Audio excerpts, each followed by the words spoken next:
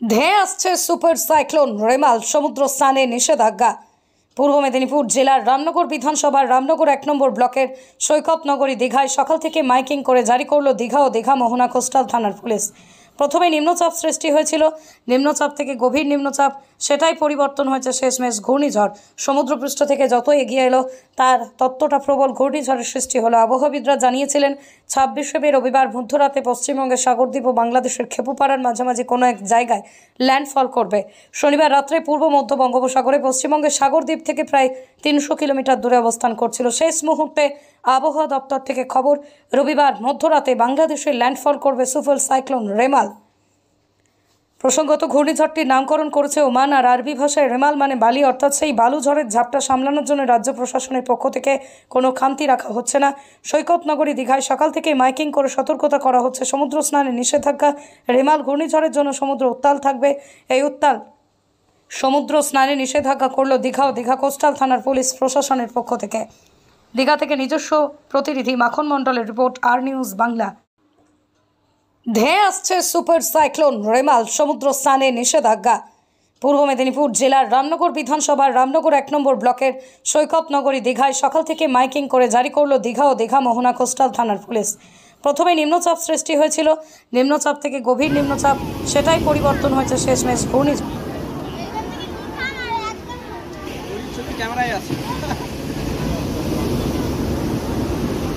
ফুলগাছাড়ি 2 নম্বর গ্রাম পঞ্চায়েত এলাকার সকল অধিবাসী বৃন্দকে জানানো যায় যে ঘূর্ণিঝড় রেমাল আজ রাত 11টা থেকে 2টোর মধ্যে সুন্দরবন এলাকায় আছড়ে পড়ার সম্ভাবনা রয়েছে।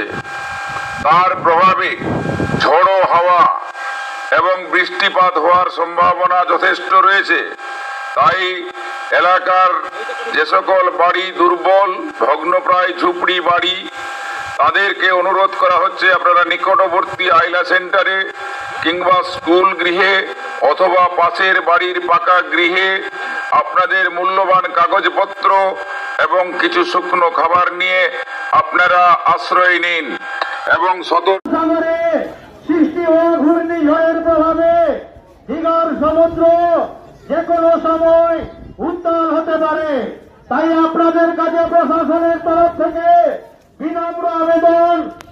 দেখা যাচ্ছে সমুদ্র প্রায় উত্তালের মুখে, এই যে ঝড় বা কতটা আতঙ্কের মধ্যে রয়েছে সাধারণ মানুষ?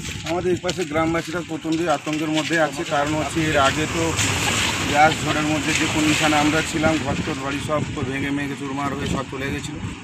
অন্য জায়গায় গিয়ে আশ্রয় নিতে হয়েছিল, আইলা বিল্ডিংয়ের কাছে গিয়ে আশ্রয় নিতে হয়েছিল অনেক মানুষকে।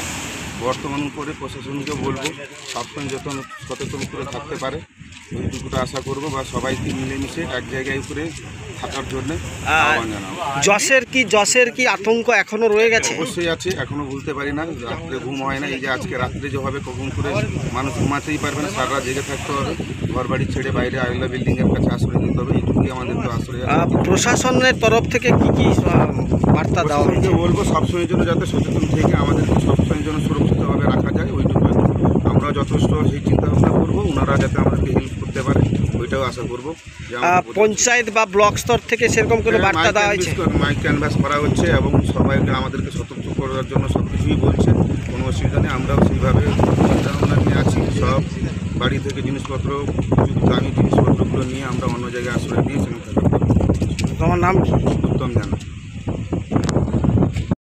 আজকে দেখা যাচ্ছে যে ঝড়ের প্রবল সম্ভাবনা রয়েছে, কতটা আতঙ্কে রয়েছে?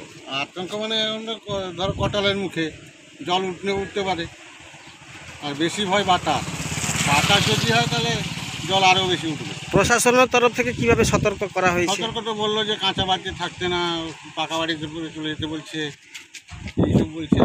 তো আপনারা কতটা এখন সেই আইলা সেন্টারে যাওয়ার জন্য কি প্রস্তুতি? না, সেরকম কোনো প্রস্তুতি নিইনি, দেখি কি হয়। এখন ঘরে আপনারা এসে আমার দোকান আছে এখানে, স্থানীয় এখানে দোকান আমার, আর সেই দোকানে মালপত্র কিছু বই নিয়ে ঘরে পালিয়ে যাবো আর কি। ঠিক আছে, আপনারা সতর্ক থাকুন যাতে। সতর্ক তো থাকছি, তারপরে এই ঝড়ের হাওয়াতে কি হয় না হয় সেটা তো পরে ব্যাপার। আজকে যে আবহাওয়া দেখা যাচ্ছে, ঝড়ের গতিবেগ কতটা হতে পারে বা কতটা আশঙ্কায় আছে? আশঙ্কা তো সবসময়ই আমরা এখানে থাকি। একবার ভেঙে যাওয়ার পর থেকে আমাদের আশঙ্কা আরও বেড়ে গেছে। এখন আজকে যা সমুদ্রের অবস্থা, যেভাবে জল উচ্ছ্বাস হয়ে নিচের দিকে যাচ্ছে গড়িয়ে। আমাদের ভয়ে, আমাদের সবসময় ভয়ে এখানে থাকতে হয়। প্রশাসন তরফ থেকে কিভাবে সতর্কবার্তা দেওয়া প্রশাসন হয়েছে? থেকে সতর্কতা বলে যাচ্ছে, মাইকে অ্যালাউন্স হচ্ছে, সেই অবস্থায় তো আমরা এখন আছি। কিন্তু এখানে যে পাথর টাথর যা দেওয়া ছিল, পাথর টাথর সবই তো টেনে নিয়ে চলে যাচ্ছে। এখানে যে বাঁধের অবস্থা যা, যখন তখন বাঁধ আবারই ভাঙতে পারে। বাঁধের অবস্থা তেমন যা, পাথর তো সবই টেনে নিয়ে চলে গেছে, কিছু নেই এই অবস্থা, কিছু নেই। আর যা প্রাকৃতিকের অবস্থা, জল যখন তখনই ঢুকতে পারে। তোমার নাম কি? আমার নাম অরুণ দাস, বাড়ি? বাড়ি হচ্ছে কৃপাল।